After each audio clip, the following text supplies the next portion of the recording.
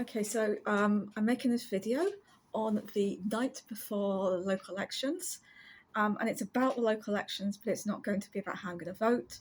It's not going to be about my predictions for what are going to happen or any of that. It's going to be about how I'm feeling. So maybe that's a bit indulgent, but I know from conversations I'm having with lots of people, and from discussions I was having on Twitter today, that a lot of us are feeling a sense of loss, a sense of sadness, of anger right now. And I thought it might just be good to share that for me and hopefully for other people as well. So, okay, so for about a week, I've been feeling really shitty. I've been not sleeping very well. I've just been feeling like stressed and down. And I thought that was kind of because I've had this work deadline. I've got a work deadline for Friday. It's kind of under control now, but I thought that was what was stressing me out. But I don't think it was. That's not usually how I am with work deadlines. I'm usually quite calm.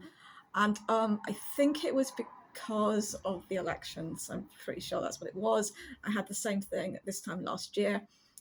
And I think it's to do with the fact that there's these elections and I'm not canvassing. And Labour Party has been such a huge part of my life from mid 2015 to the early 2020, an increasing part of my life. So to the extent that in the 2019 general election, I was in the office like 5-6 days a week for hours and hours. This is all as a kind of volunteer, just fitting my own paid work in around that, and just kind of it just took over my life. And I think that kind of sense of loss is much more profound and pronounced around election times than other times. And I guess that loss is, obviously there's a kind of absence from my life of something that I was doing, but it's much more profound. It's a kind of sense of loss of hope, loss of a sense of expanded, what's the word, idea of what was possible politically that I had as from 2015 when Jeremy Corbyn won the Labour leadership, which was something that for me, I thought was impossible. Everyone thought it was impossible, right?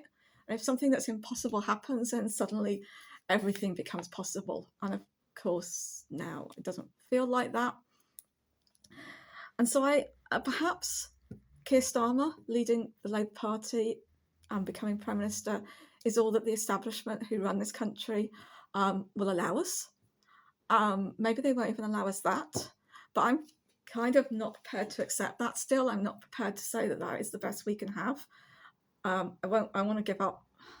I don't want to give up fighting for something much more than that, for demanding much more than that, for demanding equality, justice, peace, democracy, all of the things that Jeremy Corbyn stood for and that we all stand for and that he still stands for. So it's just a kind of short message to say, stay strong, keep fighting, and love and solidarity to everyone who can connect with this in any way whatsoever.